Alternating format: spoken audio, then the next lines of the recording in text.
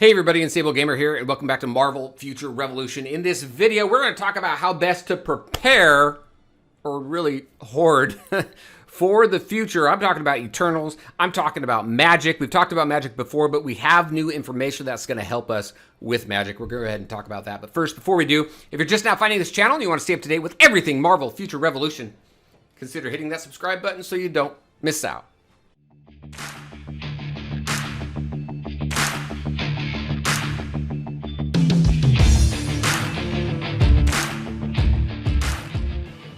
All right, and welcome back. Just a quick reminder, if you are watching this on my Unstable Gamer channel and you only want to watch Marvel Future Revolution content, I do have a second channel, Unstable Gamer Marvel Gaming. The link is at the top of my channel. Go ahead and check that out if you wish. Feel free to support me on my first channel as well, which we go over a ton of different games, new games coming to mobile and things like that also. All right, so let's talk about this. We're talking about preparing for the future. We're about the companion system, the new crafting systems and everything that we have coming in. And then we're going to also talk a little bit more about Magik. I did put a video about preparing for Magik together. If you haven't seen that yet, I'll go ahead and put a link to it up here. But first, let's talk about the Eternals. Then we'll go ahead and talk about Magik. The Eternals here, we have a bunch of fun and cool stuff, game-changing stuff really coming to the game, and it has to do with being able to reassign gear, being able to craft badges and things like that. First and foremost, we have the companion system. So the Eternals are coming to the game. We know that. If you haven't seen that breakdown there, I'll go ahead and put a link to that up here as well if you want to go ahead and see what we know about the update that's coming out on November 3rd. But the Eternals are coming to the game. They're not playable characters. They are companions. We don't know what that system really looks like. We do know that you can equip 4 somehow. We don't know what skills and everything, but they do benefit your hero in some way. So we'll find more out about that. Danny Koo, he does have a live stream on November 1st. So really looking forward to that. What we know about the companions is, like I said, they can be equipped. You can have 4 at a time. They do benefit your hero in some way. And we also know a little bit about how you can obtain them through the event that's coming up. So we have an Eternals Epic Invasion that's coming up. So you're definitely going to want to make sure you participate in that so you can get your companions through there. We also know that we can get them through Alliance ranking. So that'll be pretty interesting. I'm sure we'll learn a little bit more about that and what that looks like. But we also have the Convergence box. So this Convergence box right here, this is something that I haven't really put much into. I don't use it a whole lot. Sometimes I have particles and I'll go ahead and use them. But I am starting to save them. So in order to prepare for the Eternals, make sure that you're saving your particles here. Save them until the Eternals come out so that you can use them. Right now I only have 1 right now, and I can hit extract. I can go over here and I can go ahead and I can extract these so I can get particles. So save all your badge farming and everything so that you can go ahead and extract what you feel you don't need. We'll talk about saving some of these for the badge crafting as well. But there's a lot of things that you can use here to extract these particles so that you can use them. So you have a chance to get these companions out of this convergence box. I think this is probably going to be one of the most valuable things. You get some gold and stuff through this convergent box as well. But I think these companions, I feel that they're really going to be game changing and they're going to change the way the game feels. So definitely make sure to save up your particles. You can also go into the store here. And down here with your friendship tokens, you can purchase 1 token per week. It's 1,500 friendship points, so make sure you have enough. It is a lot. Typically what I use though in here, I will typically get my stable convergium and my crystallized convergium out of here. And now with knowing that we have companions that come from the convergence box, I will start getting my synchronized particle from here as well. Like I said, it's a little expensive. I'd prioritize the convergium over the particle. And then if you have enough, go for the particles.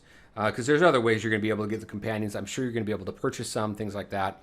But that's really kind of what we're looking for. Also, as far as badge crafting and things like that, being able to reassign gear, save all your 4 to 6 star badges because you're going to be able to use them. And I'm assuming a crafting system similar to what we already have in the game, where if you want to upgrade a 5-star badge to a 6-star, you're going to need 5 stars. I'm going to assume that, because that's what it is. That's what everything else is in the game as far as enhancing your gear. If it's different, we'll find out when it comes out. But make sure you save all your 4, 5, and 6-star badges. 6 stars is pretty rare.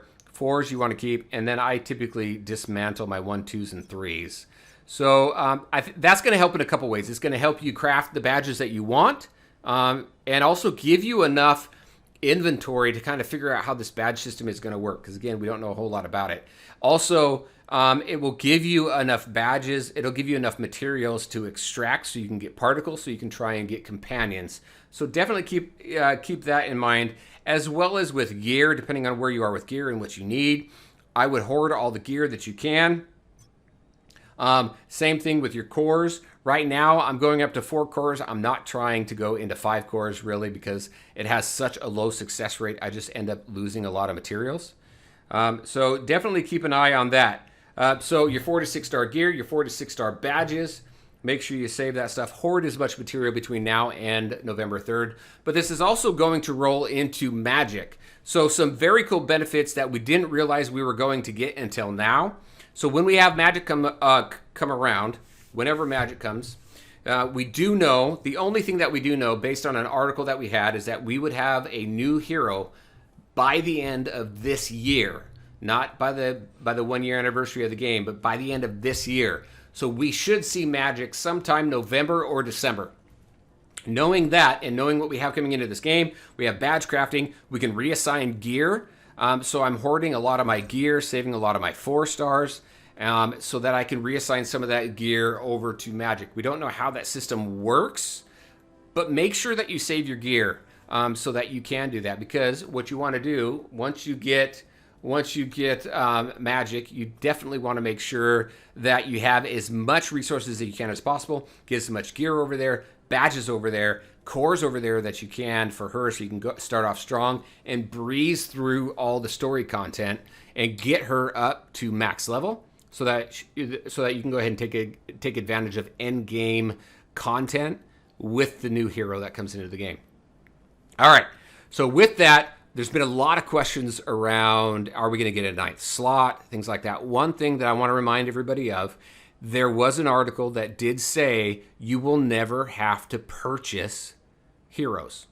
So when I think of that, I feel what's going to happen, we should get that 9th slot. Now, if you want to save that 8th slot of yours just in case until we see her and see how that works, based on what I've read, we should get that 9th slot, which means we should easily be able to go ahead and grab her, slot her in that 9th slot, go ahead and equip her, and start running through the storyline. Those are my thoughts and what I'm thinking. We'll see what happens once she comes around. Like I said, if you want to hold off to that 8th slot, I know some people are. Feel free to do that. And then once she comes into the game, that should set precedence for any new hero that comes into the game as well. But your typical MMO, they expand slots. Now, if you think about WoW, WoW expanded your slots to a certain number of slots that you can put your characters in, and then eventually stopped, and then you'd have to go to a different server if you wanted to go ahead and have every Alliance member or Horde member to play around with. So don't know what that's going to look like. I don't know if they're going to max us on the amount of slots that we have for heroes, and if we might have to go to different servers. I don't know. Now I'm kind of going on a tangent. But that's what I'm doing right now to prepare. These things, I think it's really going to make it easy for us to grab Magik and really work her through the storyline to get to end game content because of the mechanics that are coming to the game on November 3rd with the crafting and the reassigning of gear and things like that. So very excited. I wanted to make sure to get this out to everybody. Some things that some people may be thinking of or maybe not. Wanted to share kind of my thoughts and what I'm doing to prepare for future content between now and the end of the year that we know that is coming to this game, so we can have as much fun as possible with it. All right, everybody, that is what I had for you. Definitely interested in your thoughts. How are you preparing for the Eternals? How are you preparing for Magik? How are you preparing for all the cool stuff that's coming to the game? Because we have Alliance War, Alliance Omega War coming as well. So much stuff coming to the game. All right, everybody, that's what I had for you. As always, I want to thank you all for taking the time to watch the video. If you liked it, make sure to hit that like button and share your thoughts and questions in the comments section below. Take care, everybody, and we'll talk to you next time.